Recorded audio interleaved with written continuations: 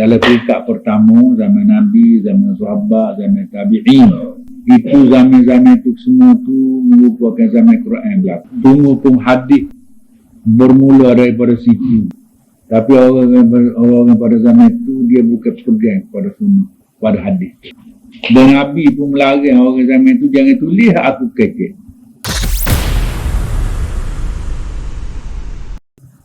Kami dapati Al-Imam Waliullah telah membincangkan tentang ilmu ini secara khusus. Itu muka surat 3 tu ya. Surah Al-A'raf. Sama yang lupa, tak ada lagi. Kata pengarang ni, kami dapati Al-Imam Waliullah telah membincangkan tentang gulungan ini. Gulungan Ashabul A'raf ni secara khusus, di mana tanpa mengenali Ashabul A'raf, bagi menyesuaikan, bagi mentatbikkan seruan Quran kepada keseluruhan penduduk bumi tentulah mustahil atau pasti akan mengalami kesulitan. Ini pandangan tafsir Syekh Ubaidillah Sindi. Jadi Syekh Ubaidillah kata, kalau kita tak kenal Ashabul A'raf ni, kita nak menyapa orang Quran tu cukup sulit, amat sulit. Sebab orang tu tak faham langsung dengan kitab suci Quran. Jadi kita nak royak benda yang orang tak ada asas nak kenal. Ini satu perkara yang sulit lah.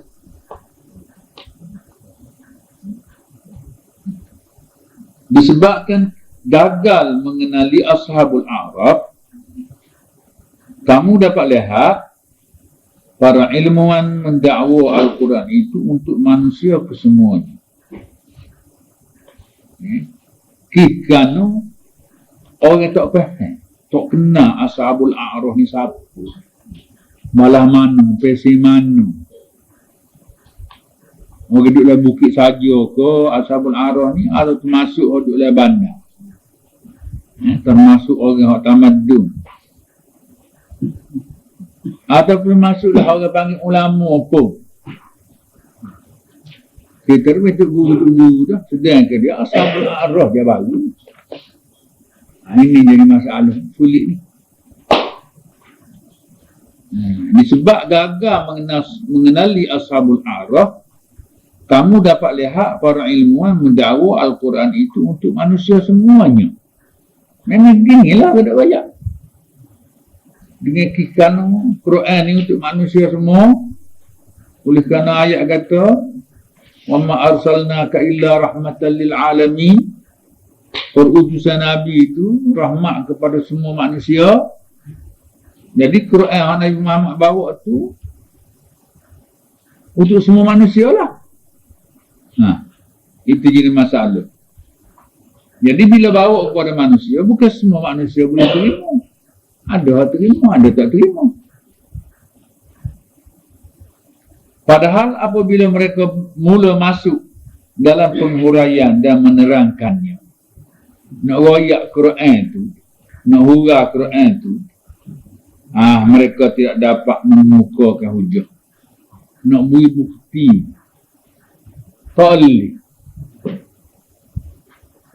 Lagu mana ekonomi Islam dengan membangun orang tak boleh.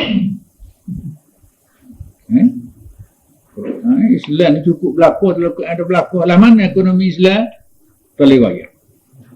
Apa? Kami doa. Tak boleh. Jadi gitu.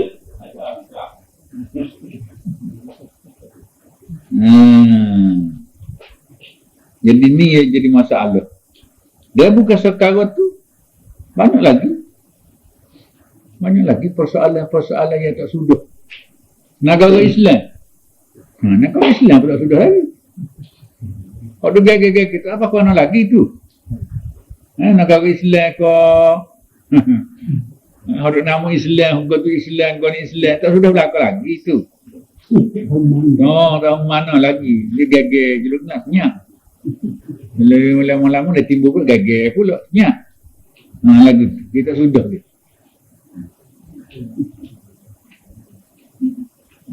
Kerana orang hujung bau, hujung jaja tu nak royak tak boleh. Islam ni comel, Islam lekat, Islam begitu, Islam begini. Bila saya tunjuk tak ada sahabat. Orang lain belakang dah buat. Jadi kita kan jadi gitu. Jadi ianya berpunca daripada tidak dapat membezakan di antara dua martabat di atas tadi. Nak beza ashabul a'rah dengan tidak kali.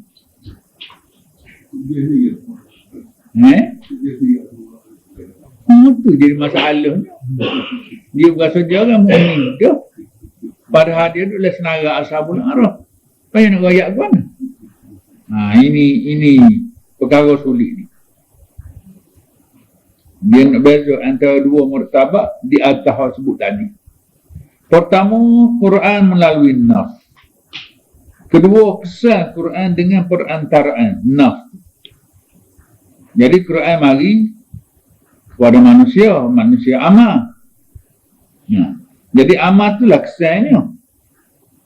Kesan daripada naf, daripada mantu ayat tu. Tutur kata, bunyi ayat. Jadi bila ayat bunyi, dia kena faham. Bila kena faham, cara memahami tak akan jadi sama di antara orang-orang yang memahami ayat.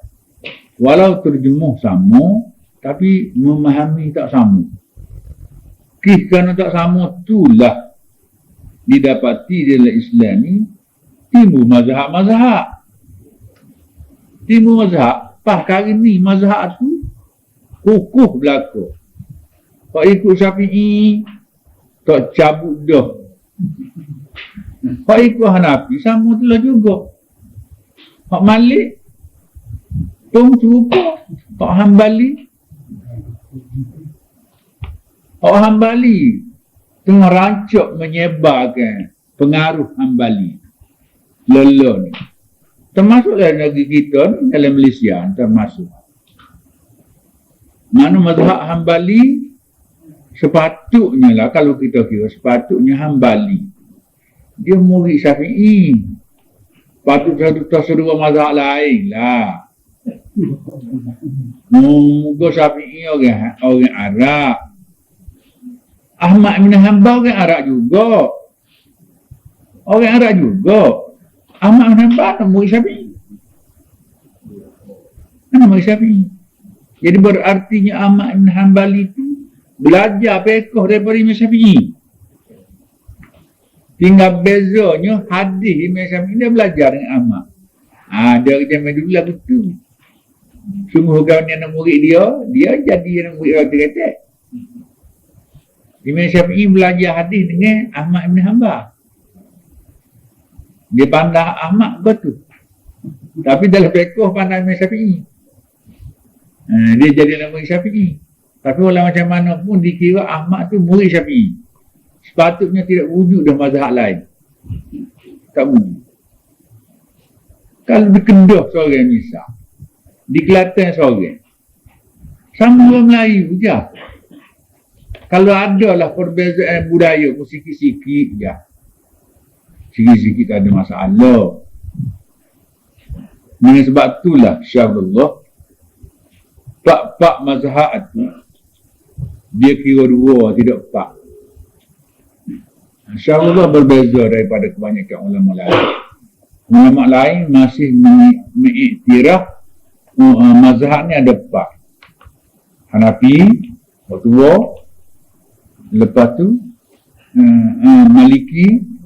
Maliki yang kedua, lepas tu Syafi'i yang ketiga, yang keempat Ahmad bin Hanbal yang keempat. Dari insyaAllah mari teliti tengok, dia kata sebenarnya pak tu dua, bukan pak. Kerana Malik orang Arab, orang Mekah, orang Madinah. Cuma dia berpegang kepada sunnah orang Medina. Imam Malik. Imam Syafi'i pegang kepada sunnah orang Mekah. Haramain itu. Ahmad bin Hanbal, dia orang Arab juga. Tiga-tiga ni orang Arab sama. Orang Arab sama. Super dalam Malaysia aja. Tak ada beza lah mana-mana lah. Jadi insyaAllah letak tiga-tiga ni pada hakikat satu. Bukan tiga. Orang yang berbezanya Hanafi. Sebab Hanafi dia tidak orang Arab. Cara makan dia, cara berfikir dia, cara bertindak dia, semua tu dia tidak terikat dengan sistem Arab. Tapi pakar Quran yang sama, hadis yang sama. Cuma saluran yang berbeza. Abu Hanifah daripada Ibrahim Nakhai masuk ke ini, ke Baghdad. Dia tidak masuk ke balik Sa'id bin Musayyab. Apa ni? Imam Malik. Itu dia beza. Jadi orang tu semua tu merupakan sahabat-sahabat Nabi sallallahu alaihi wasallam berlaku. Tapi orang kata Imam Abu Hanifah tak erti hadis. Tak erti hadis orang kata. Jadi kalau dia tak erti hadis, dia orang yang paling dekat dengan Rasulullah. Jadi kita orang yang beribu tahun dengan Rasulullah jauhnya, pandang kita pada dia. Yang pandang kita pada dia. Fikir situlah. Jadi kita nak kata orang lain tak erti dah. Cuma kita kata pandang kita lah pada dia. Jadi kita ni lahir 1000 tahun. Lepas pada Nabi mati, Nabi wafat. Jadi dia ni bukan lama sangat. 100 tahun begitu je. Dia tak pandai dia tu.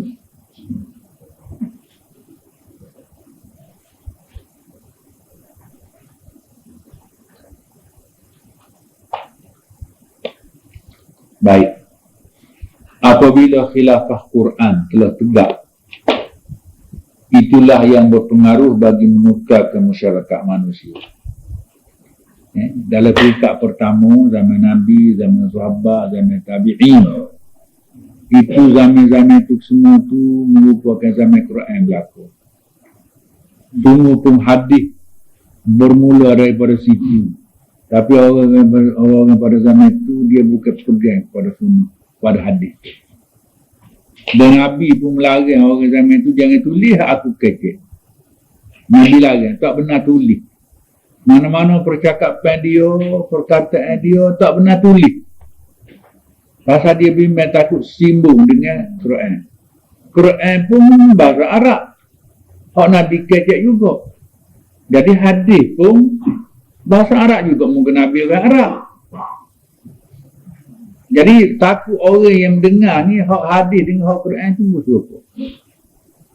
Dan memang hak Nabi kata tu memang berlaku. Memang berlaku. Kita sini bela ni ramai di antara ahli-ahli ilmu kita pegang pada Quran, tak ada oleh Quran carilah hadis. Bila ada oleh hadis, Quran tak cara. Hadis ayat. Itu memang ramai lagu tu. Jadi berartinya akan tinggallah Quran pula. Sedangkan hadis Nabi bercakap tu ada kalanya tepat, ada kalanya tak. Orang panggil hadis tu. Dan hadis tu pula ada kalanya betul, ada kalanya tak betul. Bukan tak betul Nabi bercakap, tak betul orangnya apa. Tak betul orangnya apa. Dia tak betul orangnya apa. Melibatkan, dipanggilkan hadis. Hadis tu bukan perkataan Nabi. Ataupun iktirafan Nabi. Itu hadis. Dia masuk dalam kategori hadis lah. Tapi orang menyapa perkataan itu, kalau benar, ya lah. Tak benar, salah. Jadi dia salah, kena atas Nabi lah. Hadis ni hadis kaca, hadis karut yang berkata. Jadi berartinya, Nabi mengaruh. Jadi dia lah pahala. Padahal Nabi bukan mengaru. Orang lain tolong karut Nabi. Lepas itulah Nabi kata, siapa-siapa yang bercakap dan dia membohong atas nama Nabi. Dia kata qala Nabi misal. Tak, padahalnya bukan kata Nabi. Nabi kata faliyatabawa maq'adahu minan nar. Maka dia bersedialah tempat dia di dalam neraka. Kalau Nabi tak kata, dia kata Nabi kata. Itu jadi masalah. Sebab demo tidak takut yang mana. Dia kan neraka tu. Takut yang mana. Dia tak nampak dia.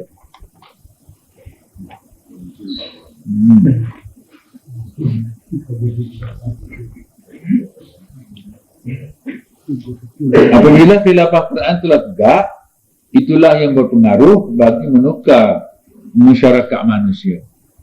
Jadi bila Quran, ajaran Quran sudah mula meresap dalam masyarakat dan menawan hati orang, jadi cara hidup berubah. Cara hidup berubah. Dulu duduk mabuk semacam dengan minum, bertukar. Orang tak minum dah, minum sampai jadi mabuk. Tak minum sampai jadi mabuk. Boleh jadi kalau minum pun minum sikit-sikit, kadang menjadi obat. Tapi oleh kerana benda batu tak boleh nak dikekalkan, maka mari undang-undang tak benar walau sikit pun dikira haram kerana tutup itu.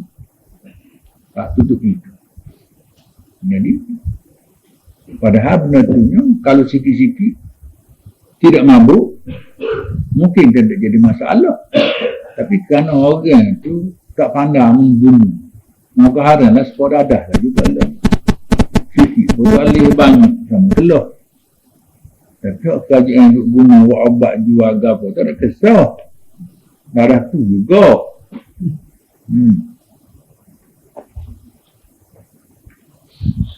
Setelah menerima pesan itu, keluarlah dari masyarakat itu pelbagai ilmu dan ma'rifat. Jadi daripada kesan ajaran Quran, lahir macam-macam ilmu. Lahir ilmu lughah, misal. Lahir ilmu lughah tu, Sayyidina Ali dulu-dulu mula-mula orang yang mencetuskan supaya masyarakat mempelajari lughah. Mula-mula Sayyidina Ali lah cetusnya. Dia suruh kepada satu orang sahabat dia nama Abul Aswa Ad-Du'ali. Itulah mula-mula orang yang berbicara tentang masalah nahwnya, sarahnya, bahasa Arab lah. Sebab moga orang nak faham Quran tu pasti kena faham bahasa. Walau kita orang Melayu, reti kecik Melayu, tapi bahasa Melayu belum tahu lagi. Bahasa Melayu belum tahu lagi reti ngada. Kecik tak ada galak, tak ada gambar satu. Tapi bila pergi masuk dalam bahasa Melayu, mungkin orang biasa tak faham kita bahasa Melayu. Tapi kita tu guru dah. Tu guru dah kitanya. Ini satu perkara. Jadi zaman tu pun serupa juga tu. Nabi, sahabat ke semua duk kecek, duk di dalam kehendak Quran tu misalnya ilmu ma'rifat. Ilmu mengenal Allah Subhanahu Wa Taala. Ilmu ma'rifat. Jadi ilmu ma'rifat tu hasil daripada mafhum Quran juga. Bila ada ayat mari yang mana orang baca tu faham. Oh, rupanya perlu kita faham. Kita kena kenal Allah Taala. Jadi cara mengenal tu dia fikirlah ke mana buat. Jadi ahli-ahli fikir, ahli-ahli ilmu pada zaman tu mikir dalam bidang tu. Lahir satu ilmu. Pahala lain dan ilmu lain pula.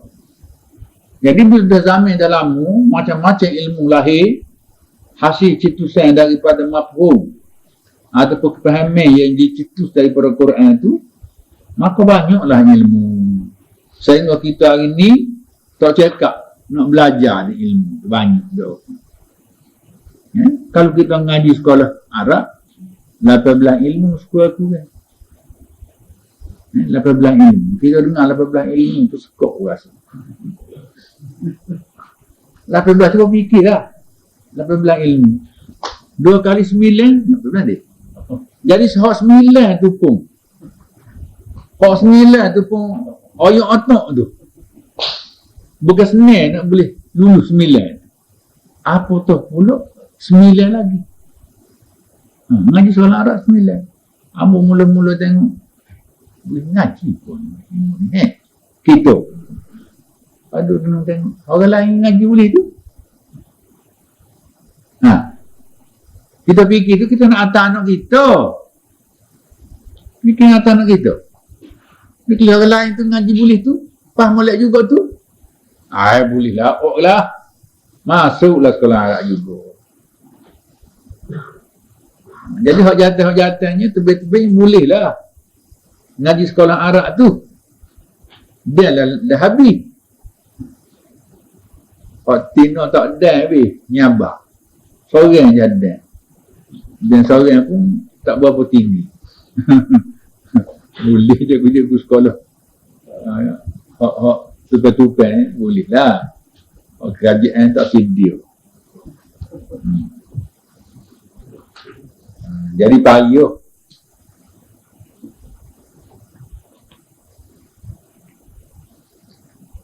Setelah menerima kesan itu, keluarlah dari masyarakat itu pelbagai ilmu dan makrifat. Jadi hak pelbagai ilmu ni, tak apalah ilmu ni sebab benda lahir. Benda luar. Benda luar. Belajar buat kereta, mana ilmu. Hasil berkaji, menyelidik, buat. Maka pastilah setiap satu benda tu. Maka tu hasillah ilmu. Tapi makrifat ni, hak ni lebih halus. Hak lebih halus. Hak ni berkait dengan masalah akal, masalah fikiran, masalah sir, batin kita. Jadi hak ni rumit sikit. Masalah makrifat ni. Ianya merupakan buah kelahiran khilafah Quran. Jadi punca daripada Quran lah asalnya tu. Itu hasil daripada bila Quran tu meresap ke dalam masyarakat, di mana masyarakat tu faham maksud Quran, dia akan lahir macam-macam benda. Sebab dalam Quran tu banyak benda yang boleh difahamkan. Tinggal lagi atas kemampuan orang. Kalau orang tidak mampu, tak ada gapo sekarang ambil Quran baca je nanti boleh follow gitulah. Berapa kali kita habis 10 kali ke? Nanti Tuhan nak beri banyak mati ialah. Waktu tu. Tapi kalau hak Tuhan beri bahan dia baca je 2-3 surah ke, orang boleh buat satu benda. Boleh melahir satu benda. Berfaedah untuk orang agama. Bukan untuk dia saja. Untuk orang agama. Berfaedah untuk negara. Jadi gitu. Itu lahir itu mengikut keperluan dan juga kelayakan orang berkenaan.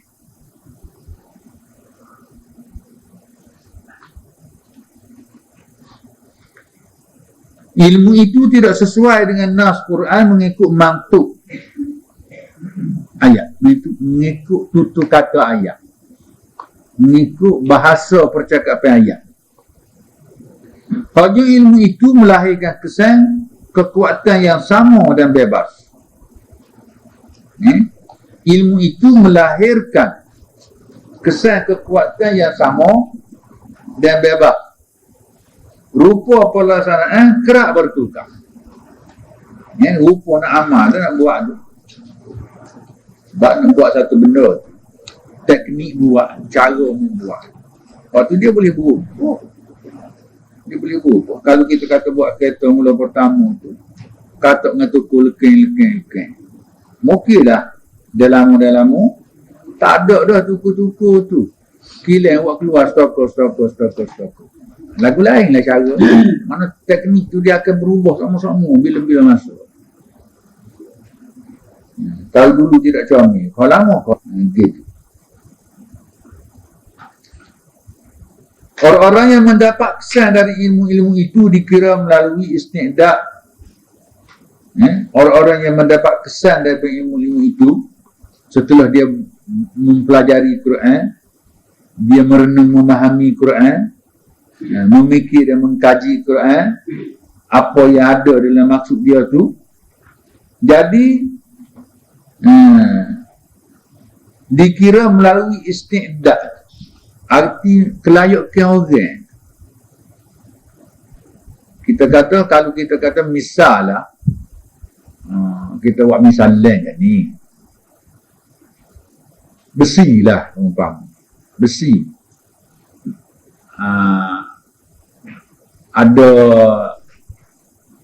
ada staki besar masjid kita ni. Jadi di bawah ni macam-macam benda. Jadi hak cahaya datang ni turun bawah ni, jadi pagar ada, jadi kursi ada, jadi kereta ada, jadi motor ada, jadi semua makna-makna jadi. Jadi tu isti'dad, hak bau bekas hak bau. Kalau bekas pisah dia jadi pisah. Bekas golok, bekas kapuk, mana itu big god. Sedangkan besi-besi son je. Si Quran tu kita misal besi cair atas. Jadi isti'dad bawah ni artinya benda-benda hak di bawah ni. Acuan yang ada. Jadi gelah ke, jadi puyuh ke, mana gitu. Jadi ilmu-ilmu hak lahir tu mengikut isti'dad lah, mengikut bekas hak ada sini. Jadi hak bekas yang boleh melahirkan tu, bekas tu dia lahirnya. Gitu. Dengan sebab itulah nak cari ilmu ni, bisa cari dengan ahli. Ahli ni artinya orang yang beristi'dad God. Barulah kita boleh semua. Jadi kalau kita ambil bukan daripada ahli, mana macam ambil meniru lah, tidak benar-benar betul sebagaimana yang dikandaki oleh asal.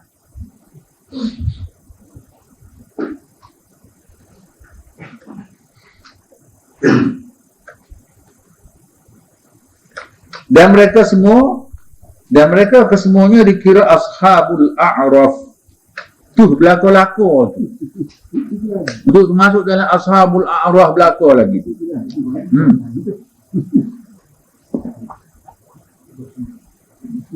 Kemudian setelah mereka menerima kebenaran yang mana kebenaran itu adalah cabang dari Quran. Sebab dalam Quran itu dia ada kebenaran. Qulil haqqu mir rabbikum. Al-haq, kebenaran itu mir rabbikum. Faman sya'a falyu'min. Sesiapa yang menghendaki dia beriman. Wa man sya'a falyakfur. Sesiapa yang menghendaki nak kufur, dia kufur. Cara gitu je. Al-haqqu mir rabbikum. Faman sya'a falyu'min. Wa man sya'a falyakfur.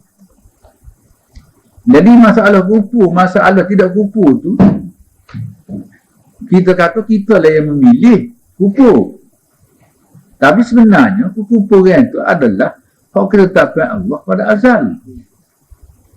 Orang tak mempunyai kelayakan dengan benda tu, dia tak terima. Tak terima tu arti kufur. Kalau orang ada kelayakan sesuai dengan benda tu, dia terima. Itu falyu'min. Dari satu sudut, sama ada iman ke kufurnya, kedua-dua tu adalah tunduk kepada kehendak Allah. Bukan bermakna orang kufur tu dia bercangguh baluh dengan Tuhan. Dia baluh nak marah Tuhan bukan.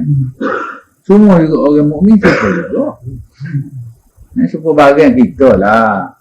Kita ada bagian gapo. Tahu. Kau kira ambil makan. Tahu ke ayam keli saja. Tahu kelembu pun tak cara misak. Barang-barang yang sama. Pasal apa? Tak ada persediaan dengan benda. Benda tu tak diterima oleh dia. Maka dia keli saja tak ambil. Kalau ada persediaan, kelayakan, persesuaian dengan benda tu, tahu enggak salah ambil. Tadi yang pergi rumah Ustaz Lukmi, dia ada perah pula anak buruk saya. Anak buruk kecil. Wagi stokor gapo timu cinu. Allah sumbak pun dah nilai. Tak taruh dah tidak bangkan makan situ, dia boleh nilai. Duduk geni sini. Pasal apa? Persesuaian dia dengan benar tu ada. Kalau kita tahu kau kau cacing misal. Ni orang tak tahu dia cacing. Tak cara kau buat. Pasal dia tidak makan. Tak ada persesuaian dengan dia. Jadi begitulah juga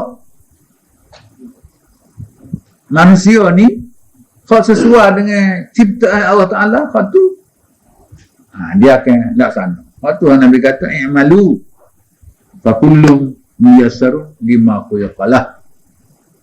Tanggungjawab ada kewajiban setiap orang tu buat. Buat kerja. Kerja gapo? Kerja kamu berakhir lah mungkin ni. Buat.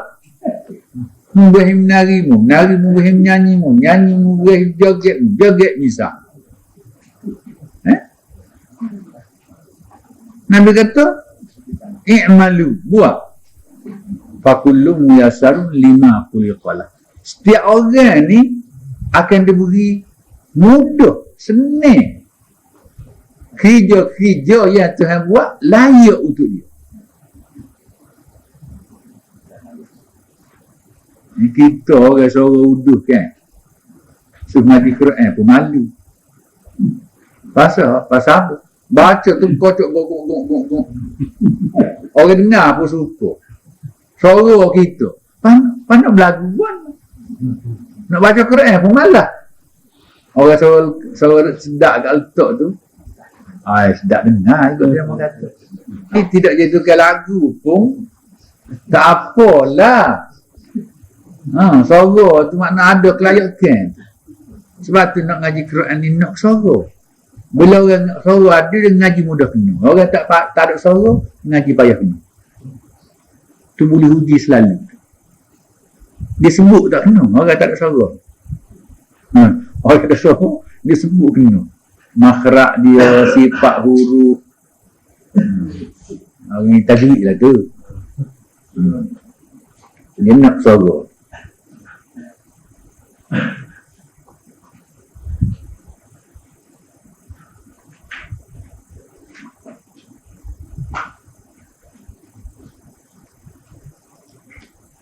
Kemudian setelah mereka menerima kebenaran yang mana kebenaran itu adalah cabang dari Quran, maka apakah manusia akan berhubung dengan orang mukmin atau kafir? Dia buat persoalan. Jadi dia terima kebenaran itu. Jadi kebenaran itu memanglah sebahagian daripada Quran. Dalam satu ayat Tuhan ada sebut Al-haqqu mir rabbik. Tuhan kata kebenaran itu daripada Tuhan. Al-haqqu, kebenaran itu mir rabbik, daripada Tuhanmu. Fala takunanna minal mumtarin. Kamu jangan jadi ragu. Kamu jangan jadi ragu. Bila kita bertemu dengan kebenaran, tetap kebenaran itu daripada Allah. Terus ragulah. Jadi dia tak rayak daripada mana timbik kebenaran. Rayak kebenaran. Jadi kita nak pastikan benda itu benar, tidak benar. Nak pastikan apa? Akal yang dia memastikan benar itu. Cina, kafir kita kata. India, kafir. Tapi benda dia rayak itu benar-benar. Kita pasti cek, benar.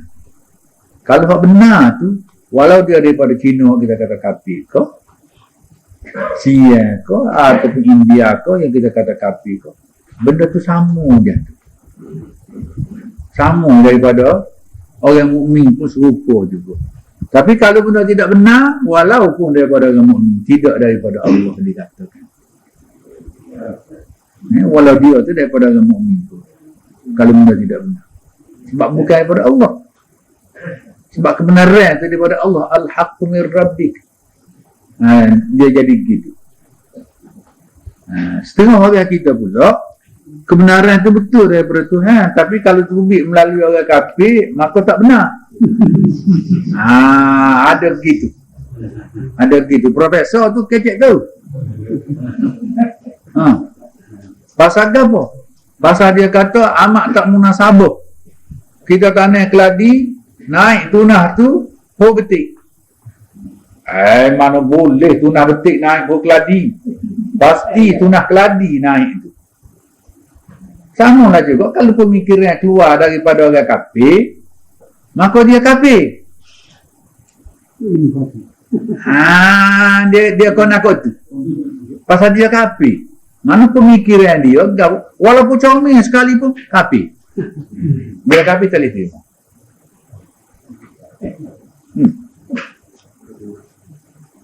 Kau orang tu jadi pensyarah tu. Pensyarah universiti. Jadi pensyarah ni ramai anak murid. Kata berat kalau balas ni. Balas ni berat ni. Dia nak kata tuan, dia ada ijazah dan boleh memberi ijazah. Begitulah kata tuan.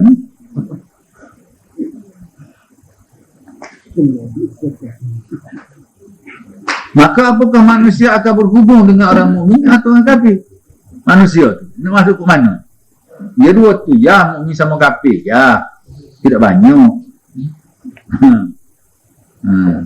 Sebab ashabul a'raf sendiri tu pun dia ada terbagi dua juga. Sebahagian dia pergi masuk golongan kafir, sebahagian masuk golongan mukmin. Sebab ashabul a'raf tu molek mukmin dia kira. Kalau tak molek jahat tu masuk kafir. Nanti tu dia. Jadi iktibar zahir kan tak lebih lah daripada kafir dengan mukmin dah, dua tu je lah.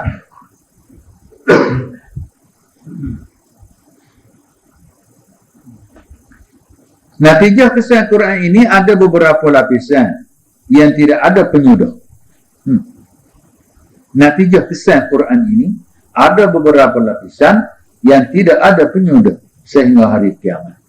Jadi berarti orang nak faham Quran, orang yang faham Quran dan mencetuskan pelbagai ilmu tidak ada habis. Ini sampai kiamat pun tak habis. Lau annama fil ardi min syajaratin aqlam. Tuan katakan, sekiranya pokok-pokok dikirakan kita ambil buat pensel, wal bahru yamuddu, lautan tu jadi dakwatnya, min ba'dihi sab'atu abhurin, selepas daripada laut ada lagi 7 butir laut pula tambah buat dakwah. Ma nafidat kalimatullah, tak akan habis kalimatullah, tak habis lagi. Kalau Tuhan tak habis lagi baru banyaknya. Jadi berartinya kalau pengajaran Quran tu keselagi ada dunia, selama itulah tidak habis ilmu daripadanya kalau kita mengkaji. Tapi mujurnya kerana kita baca saja. Tu mujur, tak payah duduk buat gambar satu. Kalau orang buat mari, kita kata mana? Tuhan buat benar kafir tu jadi kali kita. Jadi kali kita lah dia rekod susah kata ni kita ambil pakar. Kita tak payah buat. Dia je buat. Dia je buat. Kita tak payah buat. Begitulah. Jadi orang yang mentafsir Quran, membaca Quran ni, kalau banding orang kafir tu dengan orang Islam, lebih jauh jelas lebih orang kafir. Orang kafir tu dia baca banyak kali, kaji pun banyak kali, kita baru je. Kalau di Malaysia kita ni sekat merdeka ni berapa orang buat terjemah Quran? Berapa orang tu? Kalau kita tahu Khatuk Gua Jinasa Pimpin Rahman, lepas tu Hak Abbas Nasution, Tuk Guru Pondok orang Kedah. Quran bergantung makna jari dia tulis. Itu Abbas Nasution. Orang Indonesia mari ngaji sini, buka pondok di Kedah, pondok mampu, mesti sekolah harap kan, dia mampu pondok. Jadi dia pun bila-bila tu buat terjemuh Quran. Terjemuh Quran dia tu banyak silap. Waktu arwah ni Haji ada mula, dia sudah kemukakan kesilapan-kesilapan tu kepada Majlis Ugama Islam Negeri Kedah. Tunjuk sebahagian kesilapan tu. Beri teguran. Nak betul. Mula-mula dia jawab, tak apa, dia sedia nak betul. Mula-mula dia jawab. Lepas tu, atas surat mari, dia terima. Kawan ni pun terima. Terima tu senyap, pak mati, tak ada. Tak ada, pak mati. Jadi tinggal gitu. Jadi kita berarti Malaysia kita ni baru je menterjemuh Quran. Dan macam mana kita nak faham ilmu? Sedangkan menterjemuh pun baru. Tapi orang boleh baca tafsir yang dihuraikan oleh ulama-ulama tu memang dah lama. Tapi sekat baca ialah kaji ke, fikir ke, tidak. Kau dah baca gitu. Jadi waktu pun ada baca tu muncullah juga. Kalau ada pondok-pondok lain tak ada pusat ilmu pada zaman itu. Universiti baru. Fakulti Islam baru. Baru je fakulti Islam ni. Amo boleh anak dua dah. Baru fakulti Islam Universiti Melaya buka. Dua amo baru buka fakulti Islam di Universiti Melaya. Waktu tu Ambo duduk di badan. Jadi saya Ambo di kebakrian tu masuk. Dia ajak Ambo masuk. Kita masuk buan. Bini ada, anak ada. Harta tak ada. Anak nak makan, bini nak makan.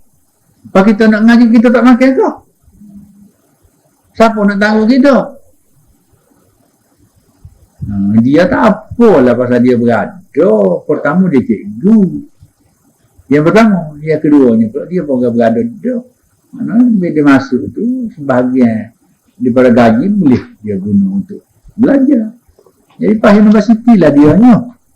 Fakulti Islam. Dia boleh kata orang yang pertama fakulti Islam yang buka di Universiti Melaya.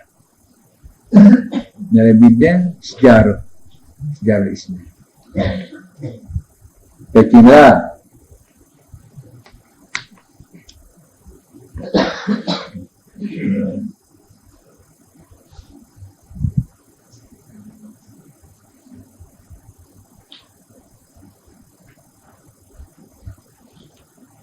itulah yang kita namakan kesan Quran dengan perantaraan.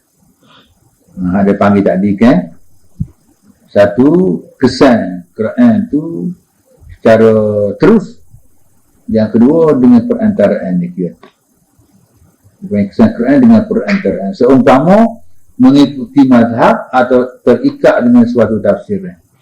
Misalnya, kita terikat dengan satu tafsiran daripada ulama. Kebanyakan ahli ilmu, mereka tidak dapat membezakan antara dua peringkat ini. Dua peringkat kesan Quran itulah. Bila baca Quran, kesan dia tu.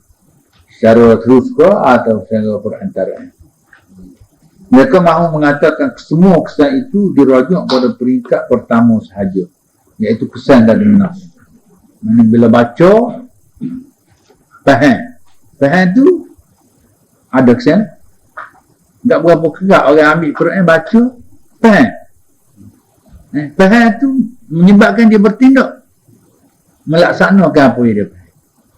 Kadang-kadang benda yang kita faham, kita nak tak boleh. Nak kepada badan yang lebih kuat. Nak kepada sebuah kajian baru boleh buat. Misalnya. Kita faham, tapi nak tak boleh. Jadi, hal tu kesan balaku tu, walaupun kesan secara nas, secara langsung daripada Quran, tapi nak laksana tak boleh. Benda ni memang banyak ni. Memang banyak ni. Jadi kalau kita mendapat kesan Quran tu daripada perantaraan tu pun nak amal, nak buat. Amal buat contoh mudah, nak baru ni ke. 94 mula. 94. Jadi Amo tulis masalah aurat tu. Sebenarnya Amo faham tu melalui bukan nas saja tu. Melalui kesan perantaraan tu. Arti melalui pendapat-pendapat ulama. Hasil daripada Amo baca buku-buku yang ditulis oleh ulama. Di samping tu Amo rujuk balik kepada Quran. Amo tulis tu tak ada tekanan daripada mana pihak. Orang tekan tu hamba menulis pun tidak. Orang nak upah hamba menulis pun tidak. Kamu hamba tulis tu, pertama kerajinnya, yang kedua minat nak mendalami dalam bidang tu. Sebab tu walau hamba tidak mengaji bidang penulisan pun, hamba tulislah pada-pada. Sehingga wujudnya sebuah risalah yang berumur masuk 15 tahun dah. Masuk 15 tahun dah. Kalau boleh anak tina, berartinya boleh cucu dah. Jadi boleh cucu tu baru geger. Belum pada tu senyap tak bunyi. Jadi benda tu berartinya hasil daripada perantaraan tu baru. Bukan hasil daripada mantuk nas tidak. Jadi kalau daripada nas betul, kita tidak merujuk balik kepada pahaman-pahaman ulama. Jadi gitu. Oleh sebab itu, fikiran mereka tidak tersusun apabila mereka memastikan masalah itu secara khusus. Dan mereka tidak dapat mengenali semua bahagiannya hingga mereka mampu menentukan kesan Quran kepada semua jenis manusia. Talih nak buat lagu juga. Sesungguhnya kami telah memastikan para ilmuwan telah terdesak yang mana mereka menetapkan sesetengah hukum ashabul a'raf. Para ilmu, ahli-ahli ilmu terpaksa, maksudnya terdesak dulu. Dia menetapkan setengah hukum ashabul a'raf. Jadi hukum ashabul a'raf tu dibuh kepada orang yang tidak ashabul a'raf. Jadi begitulah. Sedangkan dia tu di dalam ashabul a'raf. Jadi bila begitu, artinya tak sapa lah, belum sapa. Belum sapa kepada matlamat. Dengan sebab tu ilmu pun dia berguna apabila jatuh ke tempat yang sesuai. Kalau jatuh ke tempat yang tidak sesuai, maka ilmu tu walau seberapa molek pun dia tidak akan berguna. Aku masih ingat Abang ni Haji ni, waktu dia duduk mengajar dulu, banyak risalah-risalah yang dia tulis. Di satu style dia bagilah, jual lah 30 sen, 20 sen pun dia jual lah. Ambil balik harga kertas ni, apa ni dawak-dawak dia tu. Dia kata gapo? Ni nak wayang. Dia kata dia harap risalah dia ni bukan hari ni lah, bila-bila masa pun jatuh ke satu tangan je, dia kata orang berguna. Adalah faedahnya, dia kata. Walaupun hari ni orang buat buku saka, biarlah dia buat buku saka hari ni, tak apa, dia kata. Manalah tahu satu hari, dia kata, makalah ni juga akan jatuh ke satu orang yang boleh faham dan boleh mengguna dia, maka besar faedah. Jadi dia tahu dah, kalau dia keluar tu mungkin orang tak faham, ataupun orang faham pun memang tak boleh buat. Jadi kalau orang faham tak boleh buat, nak buat apa? Tak boleh faham, buat apa? Dia bukan nak tengok tu. Dia nak tengoknya bila benda kita simpan 10-15 tahun bisa masuk. Ada orang faham, masa tu berguna. Jadi sebelum pada tu, orang buat buku, buat apa lagi, tak ada kisah dah. Ada makhluk tak dapat ada ke? Ataupun buat sapu punggung kau? Boleh je. Lagu tu dulu. Jadi ilmu ni nak berguna ni bukan ilmunya sendiri. Bukan sendiri. Kadang-kadang kita mencari tulisan-tulisan orang yang tulis lama-lama. Payah nak jumpa. Tak ada. Dia habis ketinggalan zaman.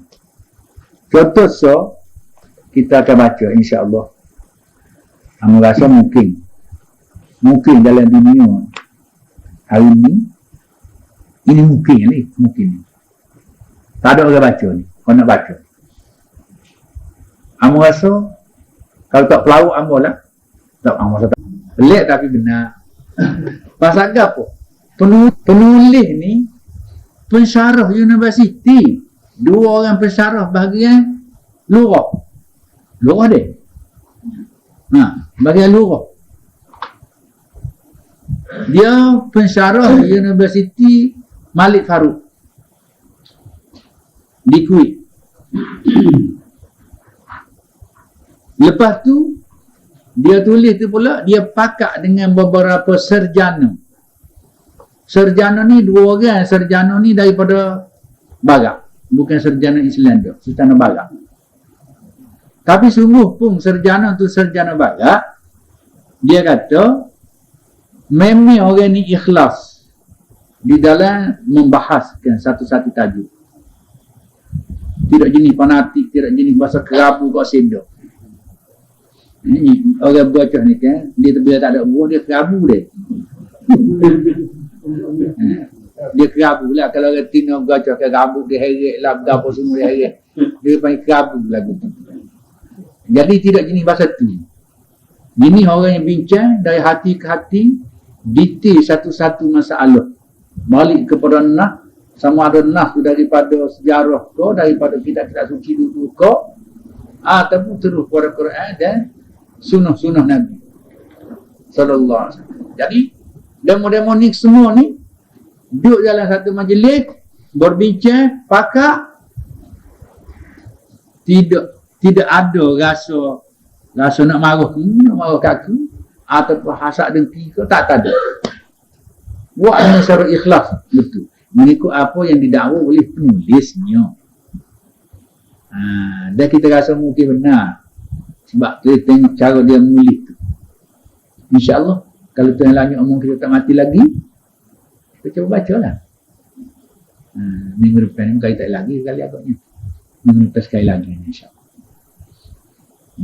Itu dia.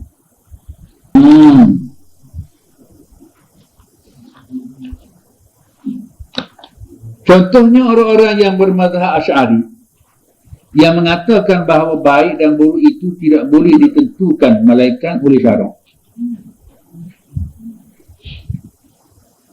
Golongan Asy'ari ini artinya orang-orang yang mengikut jalan berfikir Abul Hasan Al-Asy'ari. Golongan mutakallimi. Ahli fikir dalam bidang ilmu kalam. Jadi tentulah satu benda ada kita tengok begini buruk, uduh, tak comel, jahat misal. Ini baik, bagus, manfaat. Jadi ada 2 tu, baik, tak baik. Buruk ataupun tidak buruk. Jadi nak menentukan buruk baik ni, siapa yang menentu? Sya'ari kata, mazhab Asy'ari kata, tidak boleh menentukan baik buruk tu melainkan syarak.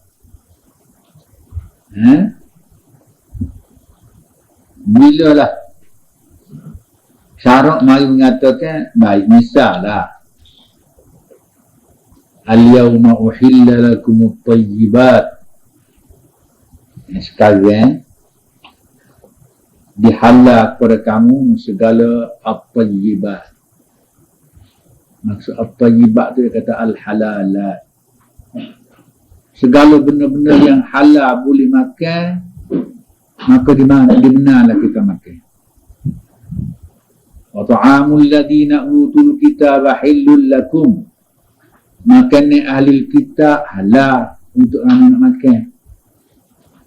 Makanan ahli kitab, orang Yahudi, orang Nasrani, itu yang masyhur ahli kitab pada zaman Rasulullah. Dia ahli kitab tu mengikut penyelidikan ahli-ahli ilmu tidak khusus kepada Yahudi dan Nasrani. Malah Yahudi dan Nasrani tu ada hari ni dia mengata tak boleh dah. Tak boleh. Yahudi jamin itu. Jamin Nabi gitu. Kalau tidak jamin Nabi tak boleh. Ini ulama kata. Tapi Quran kata begitu.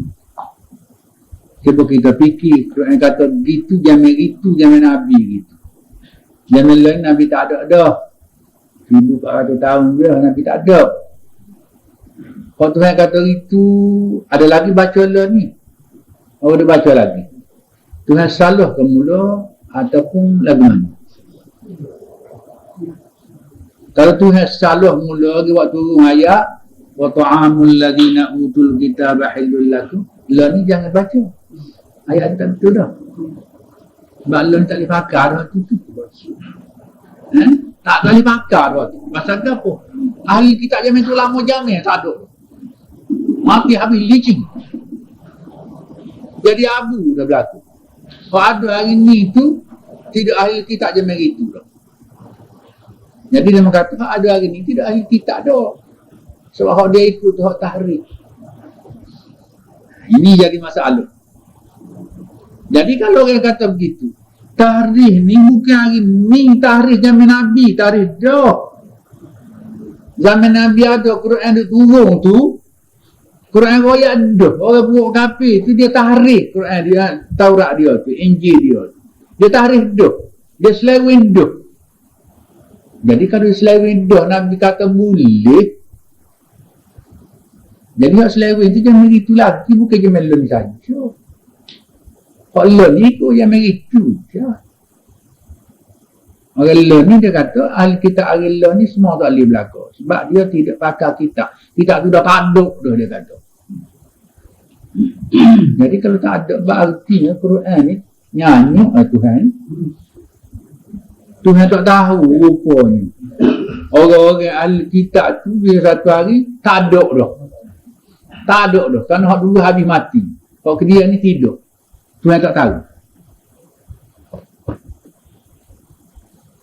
Dan mungkin ayat tu pun tak boleh baca dah. Sebab tak suruh ini. Kalau baca berarti ada. Kalau baca berarti ahli kitab tak ada. Kalau ahli kitab dah tak ada, maka ayat tu dah tak ada. Ada pun. Buat apa pun. Tak guna. Tak guna. Jadi masalah tu masalah yang Amal rasa rumit itu. Rumit itu pada masalah kalau dia duduk gege-gege baru lagi. Rumit itu. Amal duduk tengok dah tu. Duduk tengok dah banyak. Kita amal tengok. Tapi nak terubik amal rasa pahit orang nak menubik. Pahit amal rasa orang nak menubik. Sebab masalah aurat ni tak ada siapa nak sanggup menubik dulu. Amal tak suka nak jadi gitu gege tu. Tak suka, amat tak suka juga. Amat kata lebih kurang je. Rupanya sakit kepala orang dia buat mengundi. Orang duduk sakit kepala. Jadi kita tidak ujung apa satu. Dia tu saja gitu.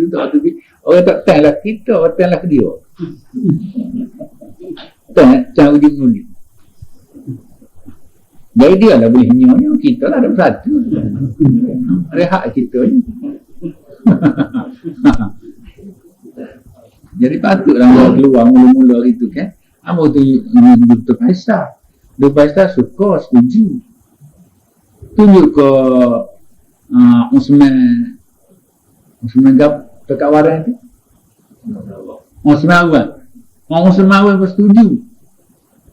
Dia pun janji nak keluar dalam utusan Malaysia. Dia janji. Habis semua tak ada ke satu berlaku. Kosong semua. Kita buat no demo ni. Kita tak tahu lagi. Rupanya ada penyakit. Penyakit ada. 14 tahun jabak.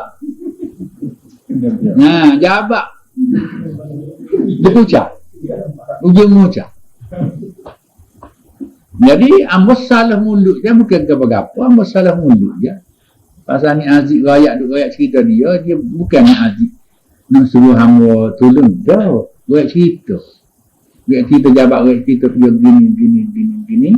Jadi amo pun faham kok dia cerita tu, amo fahamnya berat juga jabat tu, amo faham berat juga jabat tu. Sebab dalam cerita dia tu persatuan untuk peti mula gerak marah ke jabat. Masa jabat ujung mengacar. Jadi jabat mengacar bukan dia waktu bik, dia menyokong waktu peti Mesir. Waktu peti Mesir waktu keluar hukumnya dia sokong marah dia. Jadi waktu peti marah ke dia lah pula.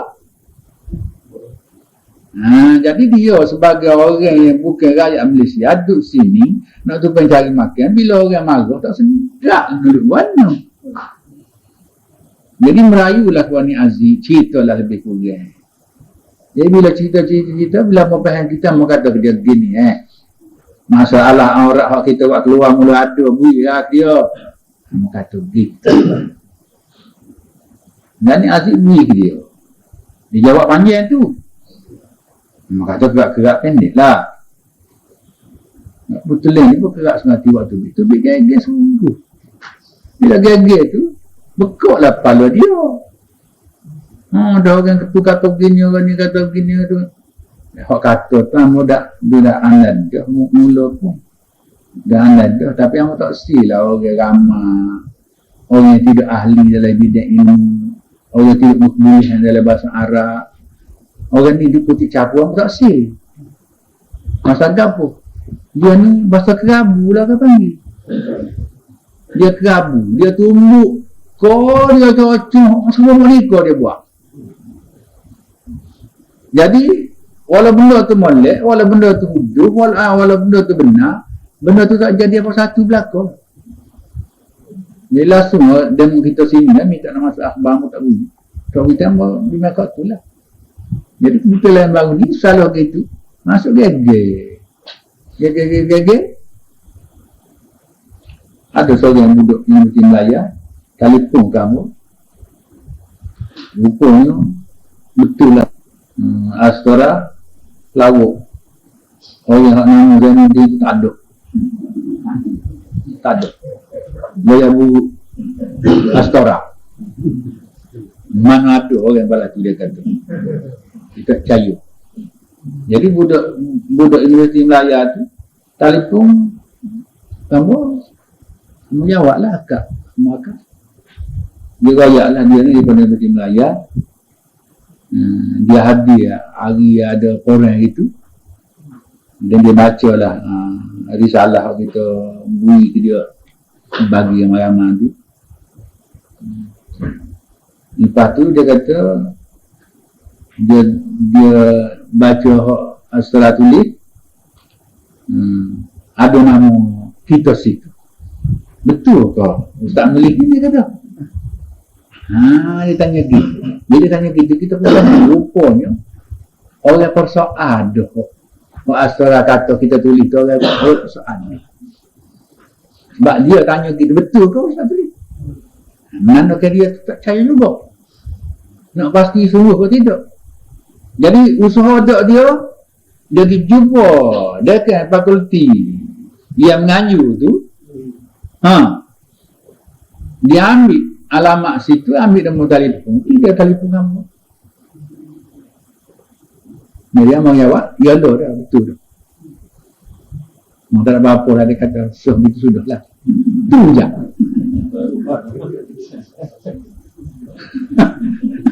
Gitu je. Tak satu lah, senyap lah. Dia sorang tak ada. Jadi kalau balas itu serupa lah. Waktu masalah. Kamu tulis masalah Isya dulu tu. Seorang dia buat jawab. Seorang jawab. Jawab setuju. Tu je. Orang lain semua tak jawab lah. Nanti dua risalah kamu tulis tu. Kita tulis kita nak belajar. Bukan kita tulis nak mengajar.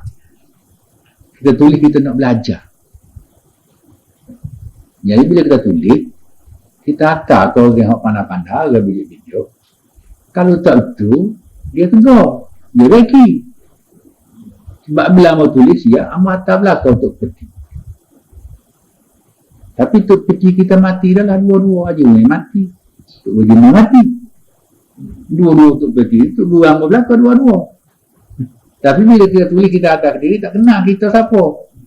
Untuk kita atas buku je. Kita tak pergi. Dia tak kenal. Jadi dua-dua orang tu mati belakang dah. Lepas tu peti lain mungkin ada belakang lagi. Mungkin. Dia mungkin mati pun mungkin. 14 tahun dah betul kira. Masalah Isa lebih pada 14 tahun dah. Masa mageran itu. 12. Lama dah tu. Itulah keadaan yang berlaku. Tak benda tu gagal gitu, orang yang nak terima tu terima, orang tak terima tak juga. Sebab tu Nabi kata i'malu fa kullu muyassarun lima khuliqalah. Orang boleh terima dia terima, orang tak boleh terima tak terima. Wala benar wala tak benar, tak ada kisah. Sebab ada dalam dia jawab, saya tidak setuju dengan tulisan saudara Ustaz Zainuddin, dia kata. Nah, kita tidak minta suruh dia setuju. Tak suruh minta satu. Dia tak boleh minta kelabu. Dia minta setuju lah. Tidak satu.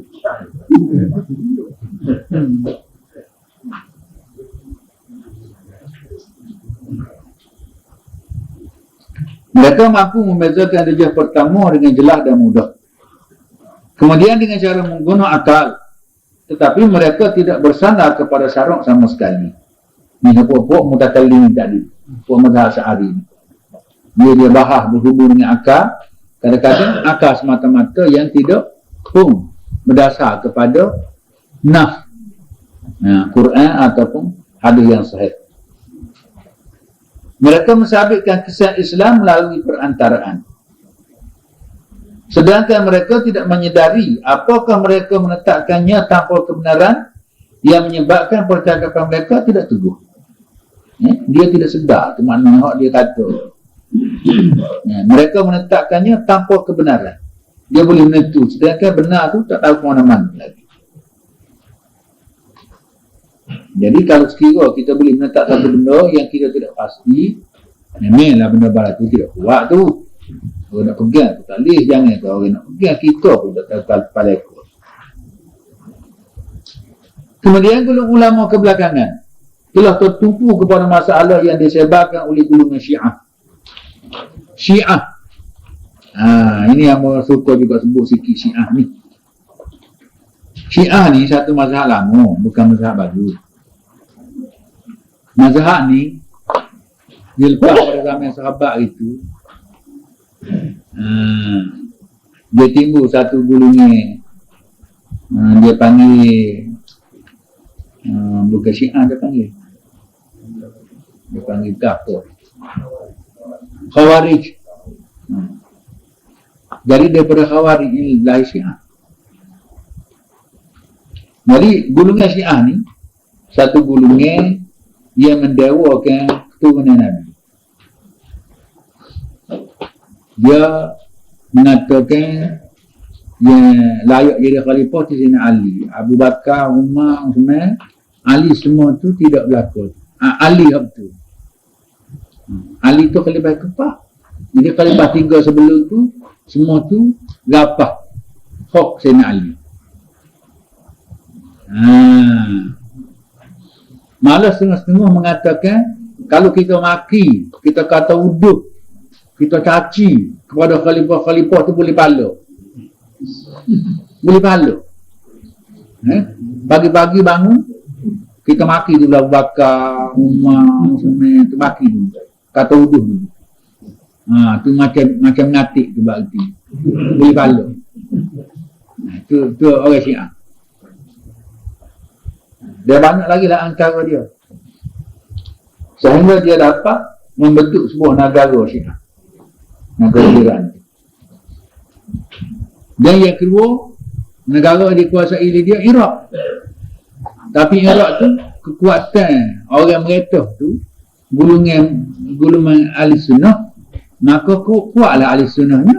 Jadi Syiah tak boleh berpengaruh. Tapi dah diguling di mereka, Syiah naik pula ni. Syiah dah naik. Tak ada lah orang Sunni tu. Ada pun terpencil lah berarti gitu. Dia bila naik golongan Syiah, mereka kata nak berlagu dengan Syiah tu. Dia agresif sikit ke tu. Dia tidak seperti orang Sunni.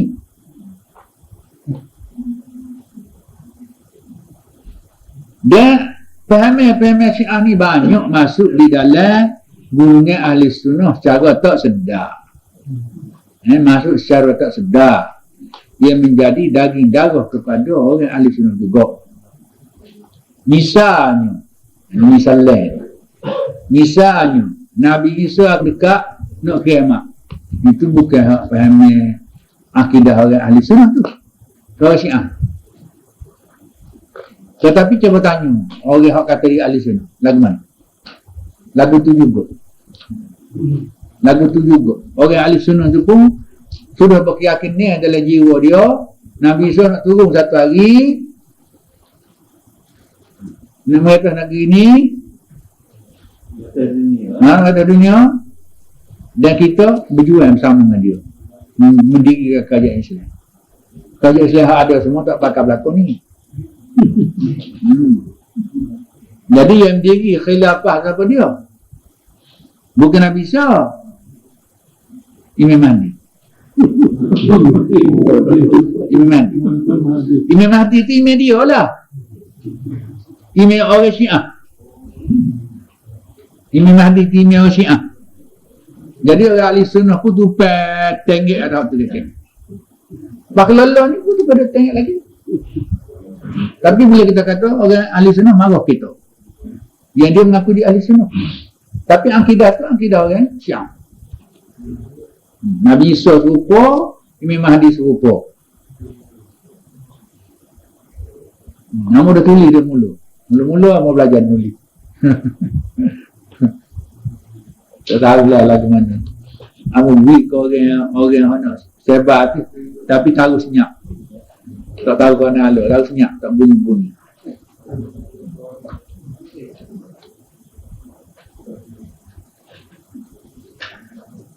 Golongan ulama kebelakangan tertipu pada masalah yang disebabkan oleh golongan Syiah.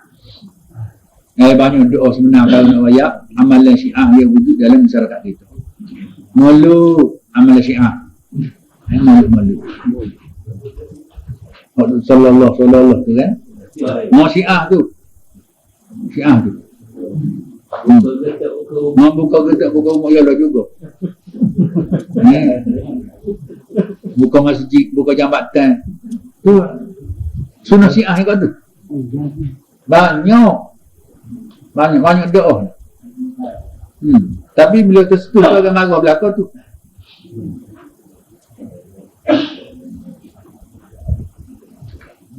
Iaitu kelepasan kedua ibu bapa Nabi Muhammad sallallahu alaihi wasallam sama ada mereka Islam atau kafir. Ini paham Syiah ni. Nabi dia ada mu ada dia. Mu dia ada ayat dia ada. Mu dia mati. Kafir. Ayah dia mati kafir. Mu ni mana? Mu kita mati Islam. Ayah kita mati Islam. Mu Nabi Muhammad dua ayah dia mati kafir. Cuba fikir molek. Jauh kita dengan Nabi Muhammad nak dia. Betul dia kita. Mu kita tu kita Islam kata. Tu Nabi Muhammad mu dia kafir. Tapi ada orang cerita satu orang tu diri bila rakyat ketemu dia masuk neraka mati. Jadi rakyat Nabi Muhammad kata cerita ni cerita benar ada Allah alam Allah tahu. Jadi Nabi Muhammad kata Allah lalu siapa ayah aku pun masuk neraka juga dia kata.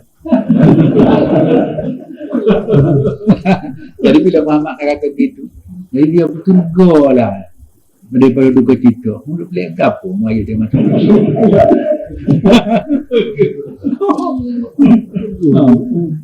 Ya juga lah kawan tu je.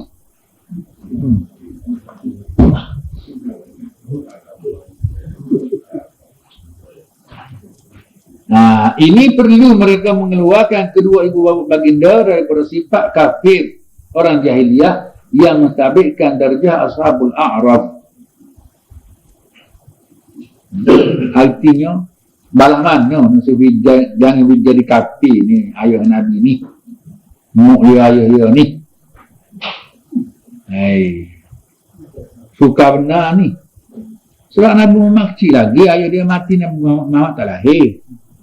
Mak dia mati, Nabi Muhammad kecil benar lagi. Kecil benar lagi. Jadi waktu tu, mana ada lagi? Amalan Islam tak ada. Di Mekah pada zaman tu ada 2-3 gulungan. Sebahagian adalah kalau gulungan keluarga Nabi, anak-anak dia tu ikut ajaran Ibrahim. Waktu tulis. Pak lain nak kata ikut Ibrahim juga, tapi semua bergala. Macam-macam lah ada. Walau macam mana sekalipun, gulungan itu gulungan jahiliyah. Gulungan jahiliyah. Ada setengah mengatakan gulungan itu gulungan ashabul a'raf. Kerana zaman itu Nabi tak ada lagi bangkit. Dia masuk ashabul a'raf. Ada orang kata begitu. Mana termasuklah ayah Nabi pun ashabul a'raf lah. Kerana tak ada Nabi lagi ketika itu.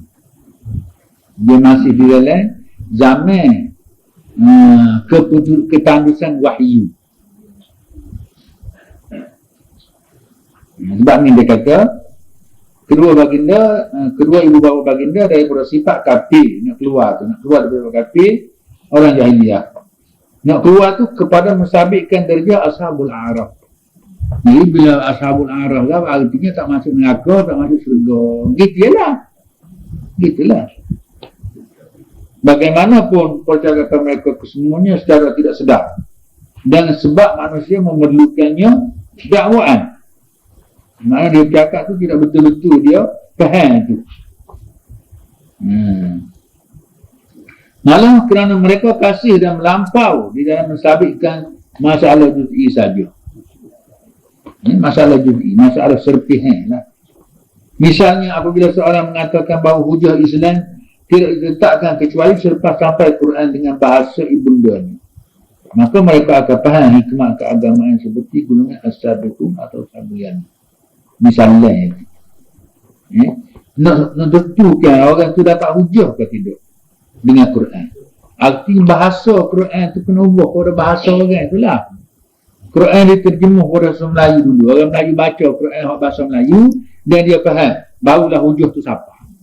Kalau selagi orang Melayu duduk baca Quran dengan bahasa Arab, wah bila-bila pun tak siapa hujah Quran.